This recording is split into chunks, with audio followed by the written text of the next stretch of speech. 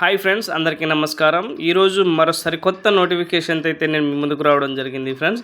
ఈ నోటిఫికేషన్ని medical and health department regional director of medical and health services zone 1 Visakhapatnam నుండి release అవ్వడం అయితే జరిగింది ఫ్రెండ్స్. ఈ నోటిఫికేషన్లో భాగంగా ఫార్మసిస్ట్ గ్రేడ్ 2 ఉద్యోగాలను అయితే భర్తీ చేయడానికి నోటిఫికేషన్ అయితే రిలీజ్ చేయడం జరిగింది. ఈ నోటిఫికేషన్కు సంబంధించిన పూర్తి సమాచారాన్ని నేను ఈ వీడియోలో మీకు తెలియజేయబోతున్నాను. స్కిప్ చేయకుండా ఆఖరి వరకు చూసినట్లయితే ఈ నోటిఫికేషన్ యొక్క పూర్తి వివరాలు మీరు తెలుసుకోగలరు ఫ్రెండ్స్. ఆ ఛానల్ని ఇప్పటికీ సబ్స్క్రైబ్ చేయని వ్యూవర్స్ ఎవరైనా ఉంటే, అలాగే కొత్త వ్యూవర్స్ ఎవరైనా చూస్తున్నట్లయితే నా ఛానల్ని సబ్స్క్రైబ్ చేసి సపోర్ట్ చేయండి ఫ్రెండ్స్. మీ సపోర్ట్ నాకు మరిన్ని ఇలాంటి ఇంప్రమేటివ్ వీడియోస్ నోటిఫికేషన్స్ చేయడానికి ప్రోత్సహించిన వారు అవుతారు ఫ్రెండ్స్. నోటిఫికేషన్ యొక్క పూర్తి వివరాల్లోకి వెళ్ళినట్లయితే పోస్ట్ నేమ్ వచ్చేసి ఫార్మసిస్ట్ గ్రేడ్ 2 అండి. నెంబర్ ఆఫ్ వేకెన్సీస్ వచ్చేసి 8 వేకెన్సీస్ ఉన్నాయి.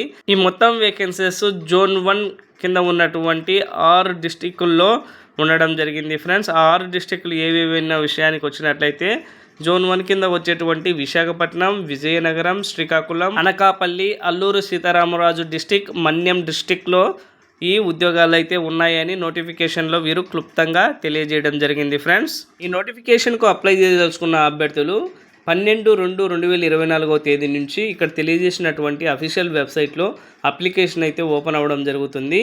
అక్కడి నుంచి మీరు అప్లికేషన్ అయితే ఫిల్ చేసి దానికి కావాల్సిన డాక్యుమెంట్స్ని, ఫోటోని సబ్మిట్ చేసి 27/2/2024 సాయంత్రం 5 గంటల లోపు వారికైతే సబ్మిట్ చేయాలని అయితే తెలియజేయడం జరిగింది.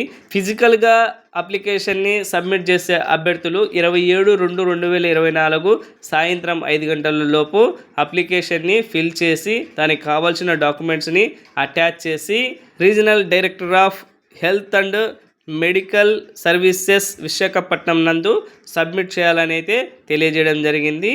27/2/2024 తర్వాత సబ్మిట్ చేసిన అప్లికేషన్ని రిజెక్ట్ చేయబడతాయని అయితే వీరు క్లుప్తంగా నోటిఫికేషన్లో తెలియజేయడం జరిగింది ఫ్రెండ్స్. ఎడ్యుకేషనల్ క్వాలిఫికేషన్ విషయానికి వచ్చినట్లయితే ఇంటర్మీడియట్ లేదా 10+2 ఉత్తీర్ణత సాధించి ఉండాలి. దానితో పాటు మస్ట్ అండ్ షుడ్గా డి ఫార్మసీ కానీ బి ఫార్మసీ కానీ పాస్ అయి ఉండి ఏపీ డి ఫార్మసీ కౌన్సిల్లో మీ సర్టిఫికేట్ని అయితే రిజిస్ట్రేషన్ చేసుకోవాల్సి ఉంటుంది. ఆ రిజిస్ట్రేషన్ సర్టిఫికేట్ను కూడా వీరికి మీరు సబ్మిట్ చేయాల్సి ఉంటుందని అయితే వీరికి తెలియజేయడం జరిగింది ఫ్రెండ్స్. ఏజ్ లిమిట్ విషయానికి వచ్చినట్లయితే 18 సంవత్సరాల నుంచి 42 సంవత్సరాల మధ్య ఉన్నటువంటి యువతీ యువకులు ఎవరైనా ఈ నోటిఫికేషన్కి అప్లై చేసుకోవచ్చు అని అయితే తెలియజేయడం జరిగింది. ఏజ్ రిలాక్సేషన్ విషయానికి వచ్చినట్లయితే ఎస్సీ, ఎస్టీ, బీసీ, ఈడబ్ల్యూఎస్ క్యాండిడేట్స్కి 5 సంవత్సరాలు ఏజ్ రిలాక్సేషన్ కల్పించారు. ఎక్స్ సర్వీస్ మ్యాన్ క్యాండిడేట్ పిల్లలకి 3 సంవత్సరాలు ఏజ్ రిలాక్సేషన్ కల్పించడం జరిగింది. అలాగే డిఫరెంట్లీ ఏబుల్డ్ పర్సన్స్కి 10 ఇయర్స్ ఏజ్ రిలాక్సేషన్ కల్పించారు ఫ్రెండ్స్. ఈ నోటిఫికేషన్కు అప్లై దలుచుకున్న అభ్యర్థులు డీడీ రూపంలో అప్లికేషన్ ఫీజుని అయితే తీయాల్సి ఉంది. ఓసీ క్యాండిడేట్స్ 500 రూపాయలు గాను, SC, ST, BC, physical challenged candidates 300 రూపాయలు అప్లికేషన్ ఫీజుగా చెల్లించాల్సి ఉంటుందని అయితే తెలియజేశారు. ఈ ఉద్యోగాలకు అర్హులు సాధించిన వారికి 32,670 రూపాయలు మంత్లీ శాలరీ అయితే వీరు పే చేయడం జరుగుతుందని ఇక్కడ క్లుప్తంగా తెలియజేయడం జరిగింది ఫ్రెండ్స్.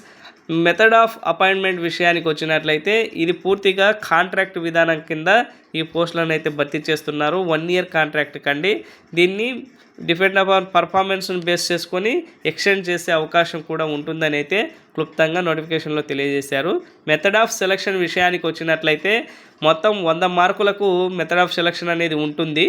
75% మార్కులని మీ అకాడమిక్ ఇయర్లో సాధించిన మార్కుల ఆధారంగా, అలాగే ఎక్స్పీరియన్స్ ఆధారంగా వీరు 75% మార్కులను అయితే తీసుకోవడం జరుగుతుంది. అప్ టు 10 మార్క్స్లో 1 మార్క్స్ వచ్చేసి వారు అడిగినటువంటి క్వాలిఫికేషన్ కంప్లీట్ చేసిన దాని నుంచి వారు తీసుకోవడం జరుగుతుందని అయితే తెలియజేయడం జరిగింది ఫ్రెండ్స్. 15% వెయిటేజ్ వచ్చేసి ఈ రూరల్ అండ్ ట్రైబల్ ప్లెయిన్ ఏరియాల్లో చేసినటువంటి ఎక్స్పీరియన్స్ ఆధారంగా వీరి యొక్క మార్క్స్ తీసుకొని వెయిటేజ్ని దీంతో కలపడం జరుగుతుంది ఫ్రెండ్స్. మిగతా దానిని రూరల్ ఏరియాస్లో కోవిడ్ టైంలో మీరు ప్రాక్టీస్ చేసి ఉంటారు కదా, దాని నుండి వీరు కలపడం జరుగుతుందని అయితే తెలియజేయడం జరిగింది. అప్లికేషన్కి సెల్ఫ్ అటాచ్మెంట్ డాక్యుమెంట్స్ ఏవేవి చేయాలి అన్న విషయానికి వచ్చినట్లయితే అప్లికేషన్కి పాస్పోర్ట్ సైజ్ ఫోటోను అంటించాల్సి ఉంటుంది. తర్వాత ఎస్ఎస్సి ఆర్ ఈక్వలెంట్ ఎగ్జామ్కి సంబంధించిన మార్క్స్ మెమోని అటాచ్ చేయాలి. ఇంటర్మీడియట్ కంప్లీషన్ చేసినటువంటి మార్క్స్ మెమోస్ని అంటించాల్సి ఉంటుంది. వాటితో పాటు D pharmacy, B pharmacy complete చేసినటువంటి ఆల్ ఇయర్స్ మార్క్స్ మెమోస్ని కూడా అటాచ్ చేయాల్సి ఉంటుంది. అలాగే ఫార్మసీ కౌన్సిల్లో రిజిస్ట్రేషన్ చేసుకున్న సర్టిఫికేట్ను కూడా ఈ అప్లికేషన్కి జిరాక్స్ కాపీస్ అన్నీ అటాచ్ చేయాల్సి ఉంటుంది. SC, ST, BC, EWS candidates caste సర్టిఫికేట్ని అయితే అటాచ్ చేయాల్సి ఉంటుందని అయితే తెలియజేయడం జరిగింది. వాటితో పాటు స్టడీ సర్టిఫికేట్ 4th క్లాస్ నుంచి 10th క్లాస్ వరకు చదివినటువంటి స్కూల్ స్టడీ సర్టిఫికేట్ని అయితే అటాచ్ చేయాలని అయితే వీరు తెలియజేయడం జరిగింది. ఫ్రెండ్స్, ఈ నోటిఫికేషన్కు సంబంధించి అఫీషియల్ వెబ్సైట్ లింక్ని అలాగే అఫీషియల్ నోటిఫికేషన్ యొక్క పీడిఎఫ్ డౌన్లోడ్ లింక్ని నా డిస్క్రిప్షన్లో ఇవ్వడం జరుగుతుంది.